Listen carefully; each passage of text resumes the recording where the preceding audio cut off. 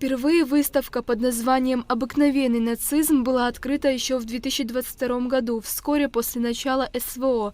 За последние годы подобные выставочные проекты были открыты в Волгограде, Ростове-на-Дону, Нальчике, Курске, Новосибирске и других городах России, а также в столице Беларуси Минске. В экспозиции представлены подлинные архивные документы и фотографии, рассказывающие о жестокости украинских неонационалистов в годы Второй мировой войны и о массовых преступлениях и терроре современных националистов против жителей Украины с 2014 по 2023 годы. Для Абхазии выставка актуальна в первую очередь тем, что с 2014 года наши соотечественники-добровольцы сражаются плечом к плечу с российскими военнослужащими. Приветственное слово от председателя Российского исторического общества Сергея Нарышкина прочла председатель Совета представительства Российского исторического общества в Абхазии Милана Бжания. Дорогие друзья, на открывающейся в Музее боевой славы имени Владислава Арденова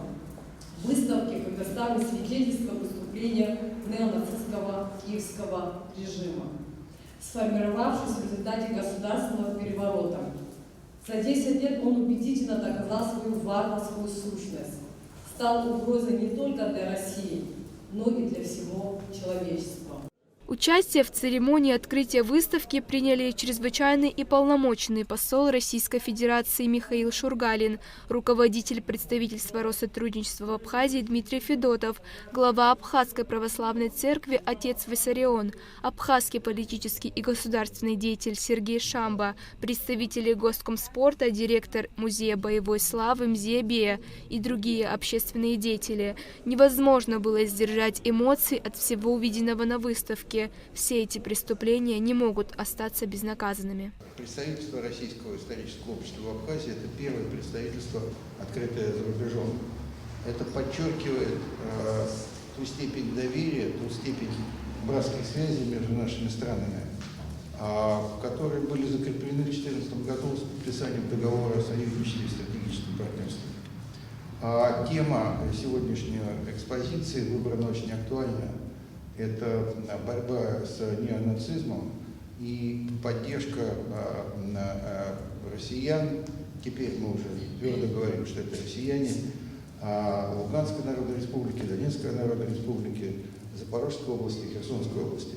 Не зная историю прошлого, невозможно построить будущее. Об украинском нацизме нам известно еще со времен Грузино-Абхазской войны, поделился заместитель главы администрации города Сухум Автандил Сурманидзе. Наши добровольцы из Абхазии находятся на Донбассе, на Украине, плечом к плечу, помогают нашим братьям, военнослужащим Российской Федерации. Я сам неоднократно бывал на Донбассе. Вот за последние 4 года я 4 раза бывал в Донецке, 4 раза в Луганске. Я сам своими глазами видел все. Бывал на аллее ангелов. Все 4 раза я без слез оттуда не уходил ни разу. Варварство украинских боевиков, националистов, фашистов, я все это видел своими глазами. Экспозиция продлится до 22 марта. Посетить ее могут все желающие, а для школьников столицы будут организованы экскурсии. Выставка «Обыкновенный нацизм» организована при поддержке посольства России, представительства Россотрудничества в Абхазии, Музея боевой славы и Госкомспорта. Ульяна Рожкова, Инал Гвинджия, Абхазское телевидение.